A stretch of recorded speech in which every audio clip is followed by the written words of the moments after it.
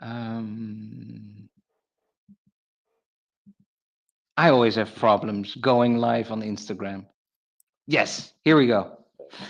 Hello, everyone. This is Carey and Perry talking documentaries. And oh my God, Bob Ross, Carey. We've both watched the documentary about Bob Ross. Bob, Bob, what have you done, Bob? What have you done? So, what's your first response, Carey? Like, Carey is a filmmaker in LA and he's our chief of cinema. La la la. I call him the chief of movies in the Octopus Movement. Carrie is awesome. Carrie, what is your first thing after seeing Bob Ross? you cannot ever judge a book by its cover. No. There's no possible way. No, no. I'm, yeah, I was amazed. I'm amazed. I'm almost speechless in that who knew? Bob. Bob, what a good story. What an incredible story, right? What a good story. And here's a guy who seemed to only find freedom in painting and teaching people to paint. I mean, he says it himself a lot during the documentary, right? Yeah, but look at Bob. Bob was, before he was Bob Ross, he was a different Bob Ross. His hair was normal and he was working at the Air Force. Who could have known, right? Right. No idea. Yeah, And I then mean, and then he got a perm and he went to the hairdresser to get this hair. He's like he what? how do you create that kind of icon? Like it's so bizarre how he got there. All of it's bizarre. Yeah. Like it's all bizarre with, and so and that's what I mean, It's I still love the today, Carrie. It's still today, right? right. It's still today bizarre. And then this is the other thing that I took from it was, well, we'll have to explain the story, but also that he's like this Netflix, or he was a year ago or something, this Netflix sensation 40 years or whatever after his start in on a public access channel. But I keep thinking, Carrie, yeah, it but I love the story. So people go to your Netflix, go and watch this documentary because it's interesting, it's fascinating. And of course, my brain thinks always in nonlinear and linear parts. And I keep thinking all day, I was thinking, Bob, you should have known about the linear and the nonlinear part, the human versus systems. He was top notch human. He was painting, he was making people happy. It was all about humanity with Bob. And then he met someone, and she saw that, because of his skills, she came out of her depression and saw a system in it and money. And Yeah. did she do a bad thing? Maybe not even so much, but it was so clear. The whole documentary is so clear. It's human versus systems. The only thing that I don't like was she should have come into the documentary.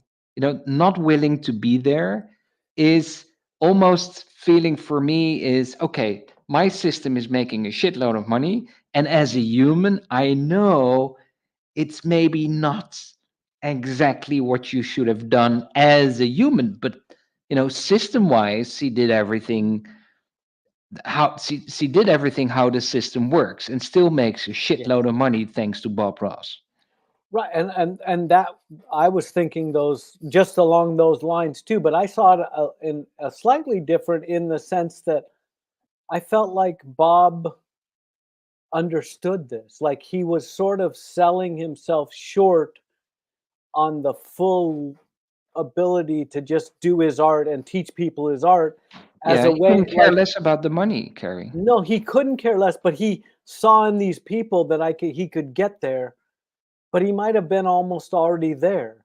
So it's that weird Yeah. area of our of humans, like or doing or he should have been thinking about, I hate this linear stuff of selling things, and I don't want to sell paint with my name on it, but I do like it when it's easy for people to get the right paint. So there was, yeah, if he would have been more conscious about the system and say, okay, I accept this to be in this system, and I can also create my own contract that I'm covered well, and that they cannot use my name forever and it goes to my son.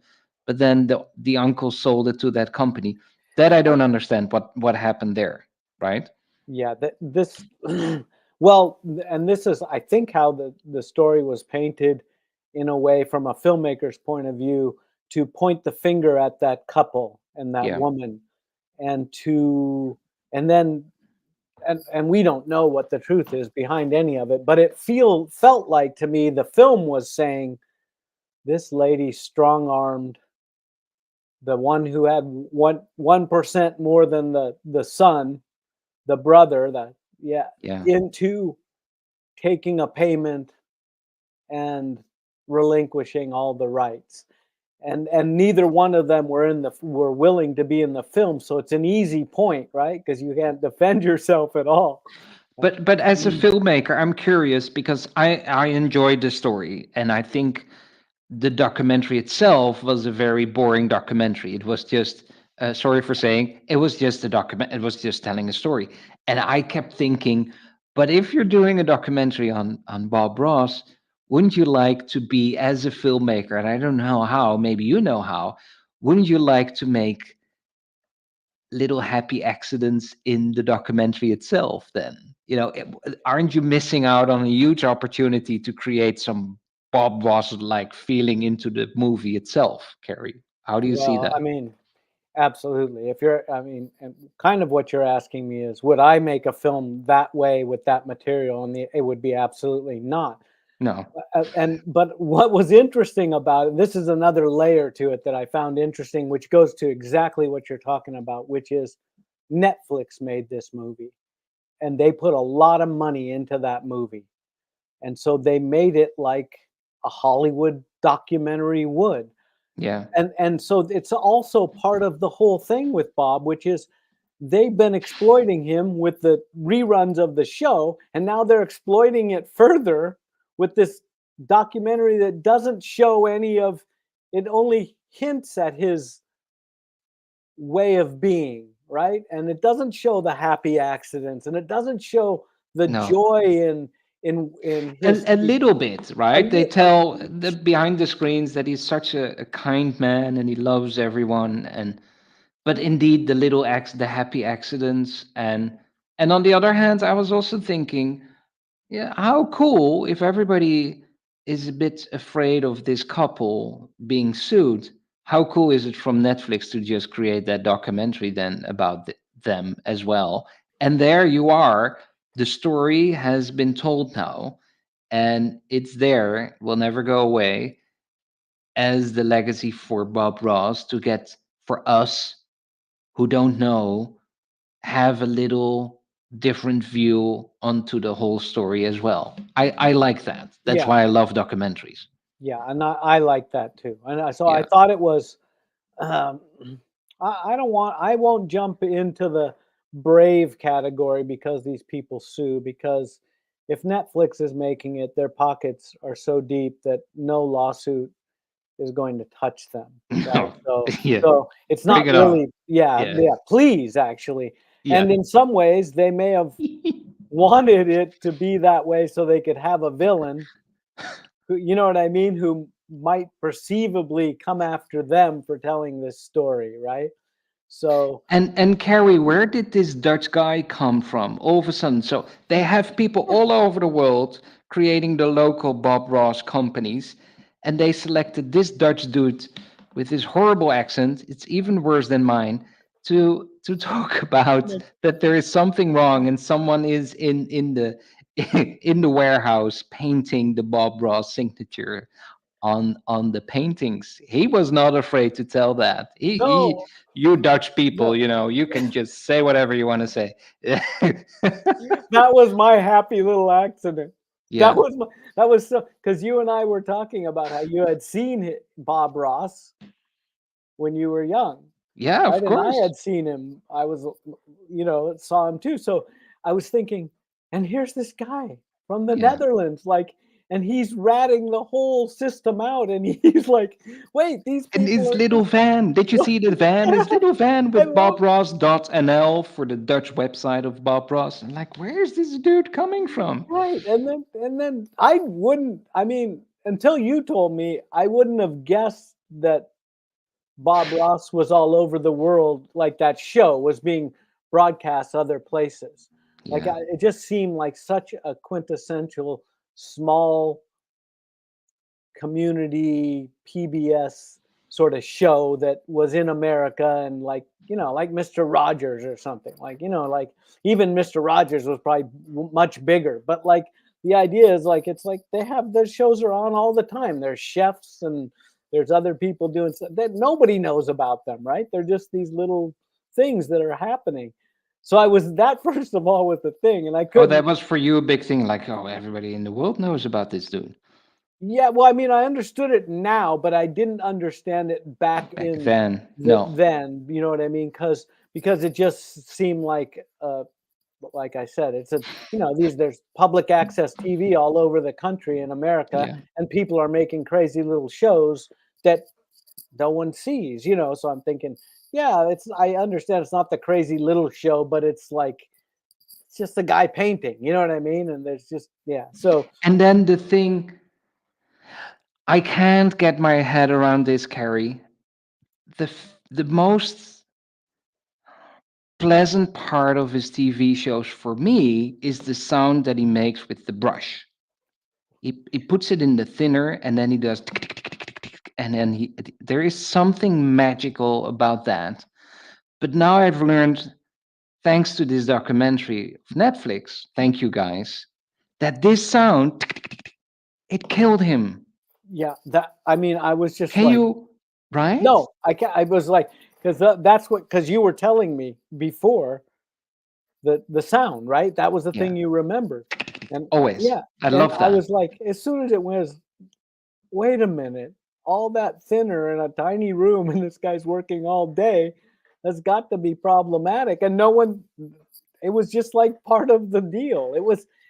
There's so many aspects of it of the story, and I'd love to have more of the story, like you said, the littler things like that that were like I was like, oh my goodness, this is it. But and that's a kind of a problem I had with the film in the sense that a lot of it avoided that, like you mentioned when we first started talking, like it avoided these happy little accident or even sad little accidents and the connections because there was something about the way this film presented him beyond his painting stuff and his you could see while he's doing it, Hmm. this man is in a different place. Yeah.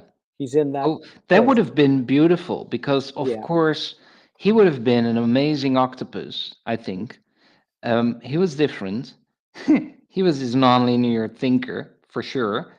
Um, yeah, that would have been interesting to deep dive in that field. What's going on, Yeah. and yeah, I thought of that, and I also thought that it was interesting that they painted him, and it may be true. It's likely true to be this kind of sex symbol for these people at home yeah, who are yeah, lonely and yeah, stuff, and that he played that up because he understood that that was part of what drew the people to it. But I also feel like it was mixed with he really just wants them to feel like he's feeling when he paints. So it's yeah. like it's almost like he saw that as a his system move, right? That's my And that's system. how it all started with, I forgot the family name of the couple that started helping him with his business. That's what triggered them as well because they lost their son. They were in a depression and they got out of the depression thanks to Bob Ross. And he got so many people out of the depression.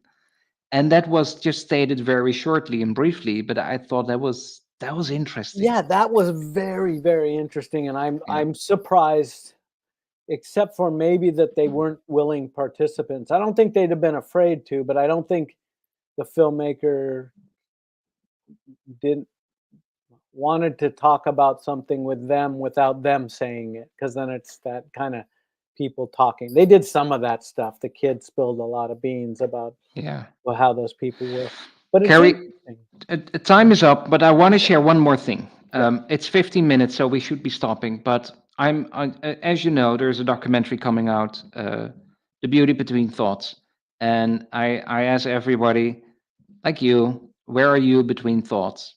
And today I was playing with ChatGPT, and I asked ChatGPT, where are you between thoughts? And ChatGPT gave me a very cool answer.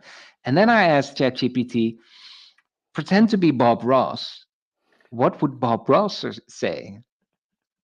And this is what he's saying. Well, in those quiet moments between one thought and the next, I like to think I'm strolling through through a beautiful, serene landscape, much like the ones we paint together. It's a peaceful place where the sky is perfect shade of azure, with happy little clouds float by without a care in the world. In this space, there's no need for rush or worry. It's a place of gentle reflection where the mind is free to wander and explore, much like a gentle stream meandering through a meadow. In these moments, in the calm between the busy strokes of our daily lives, that our minds can be free, as open as a canvas waiting for its first splash of color. So, between thoughts, I am in a quiet, happy place surrounded by the beauty of nature, where every tree is a friend and every brushstroke is an opportunity for joy. It's a reminder that in the grand painting of life, every moment of peace and contemplation is a precious gift, a chance to appreciate the simple, quiet beauty of the world around us. Ross' approach to this question would likely be as gentle and uplifting as his approach to painting and life, emphasizing peace, tranquility, and I did say that correctly, but forgive me, it's late. I'm in the Netherlands, and the beauty found in the natural world. Isn't that cool? Mm, that's it. That's And it. and isn't that funny that now we're talking about Bob Ross and an AI is giving the answer for Bob Ross about the beauty between thoughts. But this is maybe what I missed in the documentary, something like Yeah, this, you know, absolutely. to dive into this Yeah, consciousness of Bob Ross. That was interesting because that's how he saw life, as little happy accidents. And then you can just create a line yeah, yeah. and build something up. How nonlinear, right? And that his Right. Yeah. producer was saying every time he had 2 more minutes left, he would quickly draw a tree and something would happen. Awesome. What a interesting dude. Very interesting and uplifting if you think about it in the way that the AI described it and the way he would describe himself when he was in the shows or his paintings. And I thought the other people, I thought the film missed that a little bit, and the other people were trying to fill gaps that were in it, but didn't really fill do that all Yeah. the way. But it's still an interesting film and a must see. Must see, people must see. Thank you for joining. Sorry, it's more than 15, it's 18 minutes. This was Carey, Core, and Perry talking documentaries. Thank you, guys. We will see you soon. Thank you. Thank you, Carey.